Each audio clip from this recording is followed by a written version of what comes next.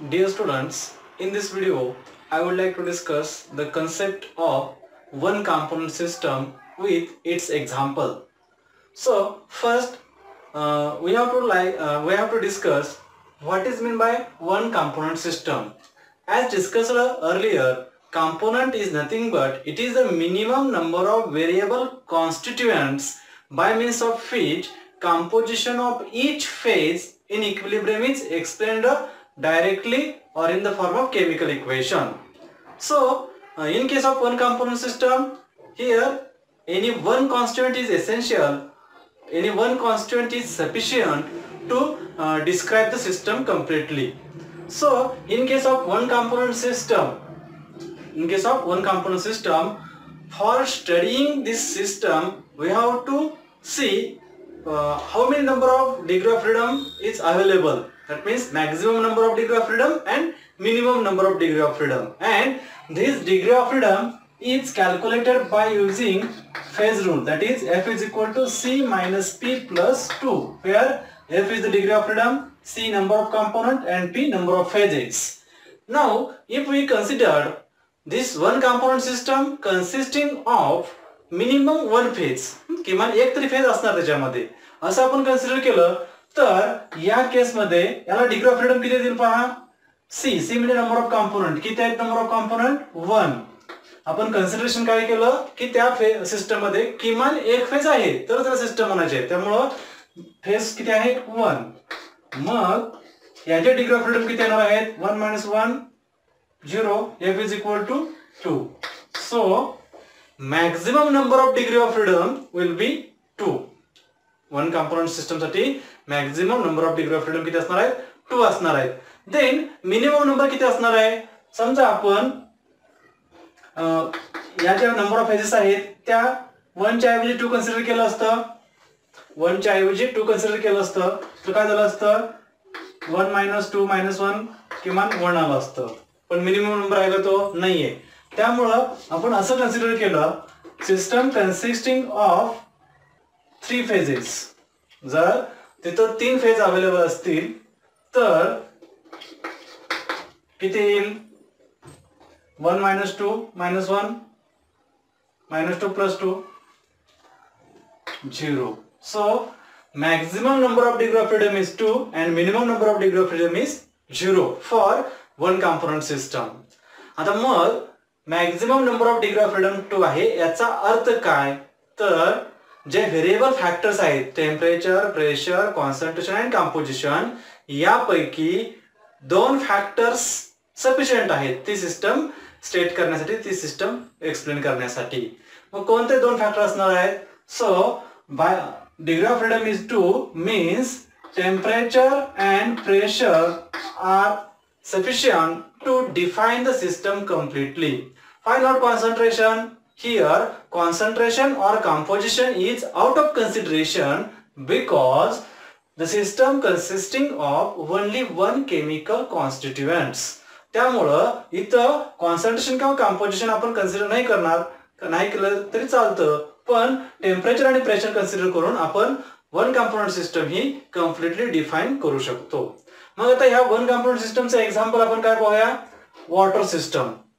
For explaining this one component system consider the example of water system. आपल्याला माहिती आहे water system मध्ये किती फेजेस असतात? 3 फेजेस. कोणत्या? Ice, water in equilibrium with water vapour.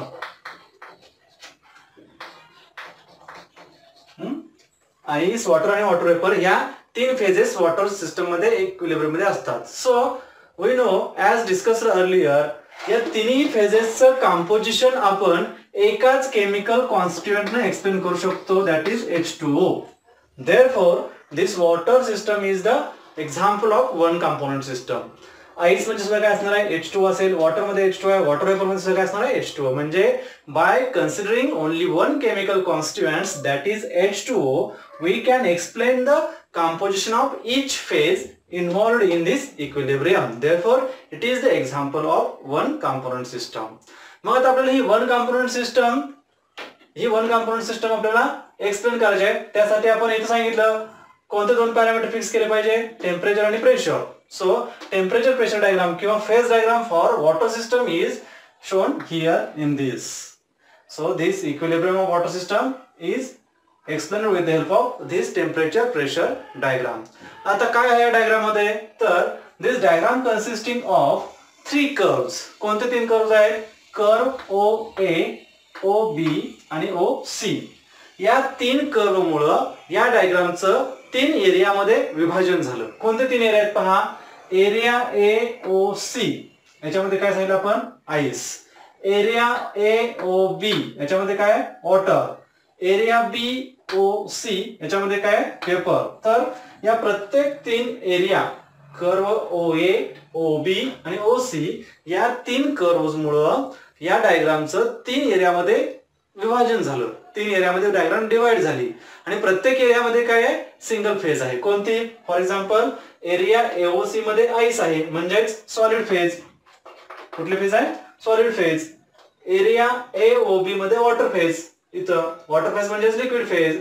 Area BOC मध्ये paper phase म्हणजेच गॅसेस फेज. ज्या सॉलिड लिक्विड गॅस या ज्या तीन फेज आहेत त्या तीन एरियामध्ये डिवाइड झाल्या. Now we have to discuss the system in detail by considering areas, curve and points. सुरुवात करूया आपण एरियाज पासून.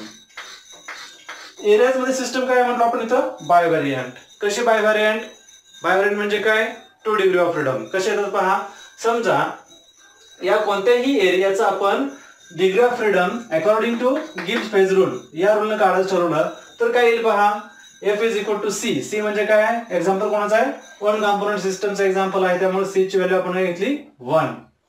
फेजेस, कोणत्याही एरियामध्ये किती फेजेस आहेत, AOC मध्ये एक फेज आहे, AOB मध्ये एक आहे, BOC मध्ये दुसरं एकच फेज आहे. त्यामुळं number of phases in the area is 1 plus 2. त्यामुळं डिग्री ऑफ फ्रीडमची व्हॅल्यू किती आली, 2. Therefore system is bivariant in the area. Area मध्ये सिस्टम कशी आहे, बायव्हॅरियंट आहे. म्हणजेच काय, 2 factors is essential to describe the system in the area. Area मधला कोणताही पॉइंट मला डिफाइन करायचा असेल, फॉर एक्झाम्पल इथं हा पॉइंट जर मला सांगायचा असेल तर या पॉइंटचं मला टेम्परेचर पण सांगितलं पाहिजे, या पॉइंटचं मला प्रेशर पण सांगितलं पाहिजे, तरच तो पॉइंट मी फिक्स करू शकतो, तरच तो पॉइंट मी डिफाइन करू शकतो. Therefore system is bivariant in the area. आपल्याला नॉर्मल ऑब्झर्वेशन पण आहे. आपण ज्यावेळेस ग्राफ प्लॉट करतो, ग्राफ प्लॉट करत असताना सुद्धा आपल्याला एक्स व्हॅल्यूची पण किंमत पाहिजे आणि वाय ऍक्सिसची पण किंमत पाहिजे. आयदर एक्स और वाय कोणतीही एक किंमत असेल तर आपण तो पॉइंट ग्राफ वरती प्लॉट करू शकत नाहीये. का, तर एरिया जो आहे ग्राफचा, त्या ग्राफच्या एरियामध्ये सिस्टम कशी असते, बायव्हॅरियंट असते. म्हणजेच दोन्ही फॅक्टर, इथले फॅक्टर कोणते आहेत, प्रेशर आणि टेम्परेचर. या पॉइंटचं टेम्परेचर पण मला माहिती आहे, या पॉइंटचं प्रेशर पण माहिती आहे, त्यामुळे पॉइंट इथं लोकेट केला, इथं पॉइंट मी काय केला, फिक्स केला. So system is bivariant in the area. Now we explain curves in this one component system diagram. So curves univariant, जसं आपण एरियाला काय म्हणतो तर बायव्हॅरियंट, तसं कर्व्हला कशा सिस्टम युनिव्हॅरियंट. एक एक्झाम्पल घेऊया. For example curve OB. Curve OB मध्ये आपण काय पाहतोय, या OB मुळे दोन एरिया वेगळे झाले. कोणते, वॉटरचा आणि व्हेपरचा. म्हणजेच along the curve OB there is the equilibrium between 2 phases. कोणत्या 2 फेजेस आहेत, वॉटर आणि वॉटर वेपर. त्यामुळं कर्व OBचं जर मी या इक्वेशन प्रमाणे डिग्री ऑफ फ्रीडम काढलं तर किती येईल डिग्री ऑफ फ्रीडम, कंपोनंट 1 आहेत, फेजेस किती आहेत सांगितलं आपण, 2 फेजेस आहेत. कोणत्या, वॉटर आणि water vapour, plus 2. So F is equal to 1. Degree of freedom along the curve OB किती आली, 1 आली. म्हणून याला आपण काय म्हटलंय, युनिव्हॅरियंट. डिग्री ऑफ फ्रीडम 1 आहे म्हणून सिस्टम काय, युनिव्हॅरियंट आहे. आता काय युनिव्हॅरियंट आहे, म्हणजेच या कर्व OB वरचा हा जर पॉइंट मला एक्सप्लेन करायचा असेल तर याचं मला आयदर टेम्परेचर, मला टेम्परेचर माहित असेल तर मी काय करतो, या टेम्परेचर ऍक्सिस वरून डायरेक्ट इथं पॉइंट प्लॉट करू शकतो, किंवा प्रेशर माहित असेल तर प्रेशर ऍक्सिस वरून आपण पॉइंट या कर्व वरचा पॉइंट प्लॉट करू शकतो. एरियामध्ये तसं नाहीये. एरियामध्ये आपल्याला काय पाहिजे, दोन्ही पॉइंट पाहिजे, दोन्ही व्हॅल्यूज पाहिजेत. जसे की सांगितलं मी, टेम्परेचर पाहिजे, प्रेशर पाहिजे, तरच मी हा पॉइंट लोकेट करू शकतो. पण या कर्व वरचा पॉइंट लोकेट करण्यासाठी either temperature or pressure is essential. Therefore system is univariant along the curve OB. आता कर्व OB काय आहे पहा. काय होतं, एक तर या डायरेक्शनल टेम्परेचर वाढतं, म्हणजे वाढलेल्या टेम्परेचर बरोबर या वॉटरचं कन्व्हर्जन वेपर मध्ये होतं. वॉटरचं कन्व्हर्जन वेपर मध्ये होत जातं. Therefore curve OB is called vaporisation curve of water. काय होतं, vaporisation curve of water. So with increasing temperature vaporisation increase होत गेलं आणि हा कर्व सडनली किंवा ॲब्रप्टली ऍट पॉइंट बी ला काय झालाय, it will be changed. The curve OB end at the point B abruptly. It is the critical point. कसला point येतो, critical point, because above this temperature water phase disappear and only vapor phase will be exist. या critical पॉइंटच्या पुढे तुम्ही गेला तर water phase नाहीशी होईल आणि फक्त वेपर फेज राहील. त्यामुळे point B is called critical point. Now again this curve OB end at the point O.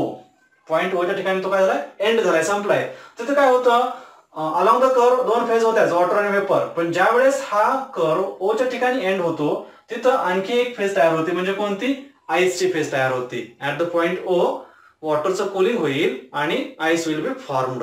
So point O च्या ठिकाणी परत काय होणार, मग तीन फेज असतील, आईस, वॉटर आणि वॉटर वेपर. सो पण समजा आपण टेम्परेचर कमी केल्यावर वॉटरचं फ्रीजिंग होऊन आईस झाला. पण आपण जर केअरफुल कुलिंग केलं तर हा जो व्हेपरायझेशन कर्व आहे that curve will extend beyond the point O to B dash. तोच कर्व काय होईल, आईस न होता वॉटरचं केअरफुल कुलिंग केल्यामुळं कर्व काय होईल, या डॉटेड लाईन प्रमाणे एक्सटेंड होत जाईल अप टू B डॅश. काय असणार तिथं मग, ऍक्च्युअली आपल्या माहितीप्रमाणे 0 डिग्री सेल्सिअसला वॉटरचं कन्व्हर्जन आईस मध्ये होतं, फ्रीजिंग होतं. पण आपण केअरफुल कुलिंग केलं, आईस फॉर्म नाही होऊ दिला, तर इथं काय झालं, OB डॅश कर्व मिळाला. म्हणजेच a metastable state of water will be obtained along the curve OB dash. And in phase diagram this dotted line represents the metastable curves. ठीक आहे, हे झालं कर्व OB चं एक्सप्लेनेशन. Then curve OC. आता curve OC ला काय आहे पहा, here curve OC separates the two areas, ice and vapor. म्हणजेच along the curve OC there is the equilibrium between ice and vapor. Then according to this phase rule F is equal to also 1. का तर फेजची संख्या 2 आहे, म्हणजे curve OC सुद्धा काय आहे, युनिव्हेरियंट. थोडक्यात काय, along any curve system is युनिव्हेरियंट. कुठलाही कर्व असेल तर सिस्टम काय असणार आहे, युनिव्हेरियंट. म्हणजेच कर्व OC च्या बाबतीत सुद्धा मी हे इक्वेशन अप्लाय केलं तर F ची व्हॅल्यू 1 मिळेल, म्हणून युनिव्हेरियंट. ठीक आहे, आता कर्व OC ला काय म्हणूया आपण, काय होतं इथं, ज्या दोन फेजेस आहेत त्यांचं बिहेवियर काय त्यानुसार आपल्याला नाव देता येईल. एक तर आईसचं कन्व्हर्जन डायरेक्ट वेपर मध्ये होईल, म्हणजे सॉलिडचं कन्व्हर्जन गॅसमध्ये. सॉलिडचं कन्व्हर्जन डायरेक्ट गॅसमध्ये होतं, त्या प्रोसेसला आपण काय म्हणतो, सब्लिमेशन. सॉलिडचं कन्व्हर्जन डायरेक्ट गॅसमध्ये, लिक्विड नाहीये, डायरेक्ट मधली स्टेप नाहीये, solid to gas, sublimation. So curve OC is the sublimation curve of ice. Curve OC ला काय म्हणता येईल, सब्लिमेशन कर्व ऑफ आईस. ठीक आहे, हे झालं कर्व OC चं एक्सप्लेनेशन. त्यानंतर कर्व OA. कर्व OA ला पहा परत. कर्व OA मुळे काय झालं, along the curve OA there is the equilibrium between ice and water. Ice आणि वॉटर आहे.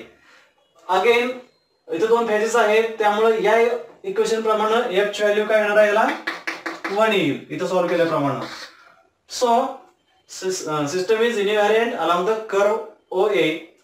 कर्व OA ला काय होतंय पहा, एक तर टेम्परेचर कमी केलं तर वॉटरचं कन्व्हर्जन आईस मध्ये होईल, टेम्परेचर वाढवलं तर आईसचं कन्व्हर्जन वॉटर मध्ये होईल. त्यामुळं curve OA is called freezing point curve of ice, freezing point curve of water किंवा melting point curve of ice. इकडे गेला तर मेल्टिंग होईल, इकडे गेला तर फ्रीजिंग होईल. त्यामुळं curve OA is the melting curve of ice किंवा freezing curve of water. Again this curve OA is slightly inclined towards the pressure axis. हा कर्व काय झालाय, प्रेशर ऍक्सिस कडे झुकलाय, थोडासा वाकडा झालाय. याचं मिनिंग काय सांगायचं आहे, याचा अर्थ काय असतो, तर जर प्रेशर वाढलं, या डायरेक्शनला प्रेशर वाढलं तर whatever the melting point of ice जो आहे तो काय होत गेला, कमी होत गेला. इकडे आला असता तर वाढला असता, पण तसं नाही. वाढलेल्या प्रेशरमुळे वॉटरचा मेल्टिंग पॉइंट काय होतो, कमी होत जातो, decreases. With increasing pressure, melting point of ice decreases. Okay, this is about curves. Next, point O. आता या डायग्राम मध्ये आपण एरियाचं एक्सप्लेनेशन पाहिलं, कर्वचं एक्सप्लेनेशन पाहिलं. पुढचा डिस्कशन आहे पॉइंट O च्या बाबतीत.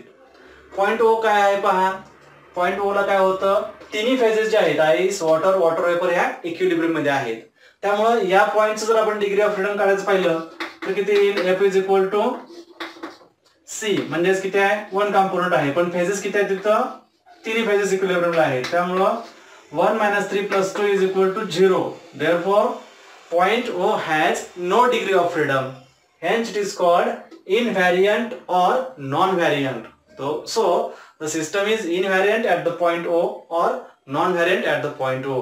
आता याचा अर्थ काय, non-variant म्हणजे काय, तर point O indicates the conditions of temperature and pressure at which only फक्त आणि फक्त त्याच टेम्परेचर आणि प्रेशरला या तिन्ही फेजेस काय आहेत, इक्विलिब्रियम मध्ये आहेत. For example at 0.075 degree Celsius temperature, या टेम्परेचर कंडिशनलाच या तिन्ही फेजेस काय असणार आहे, इक्विलिब्रियम असणार आहेत.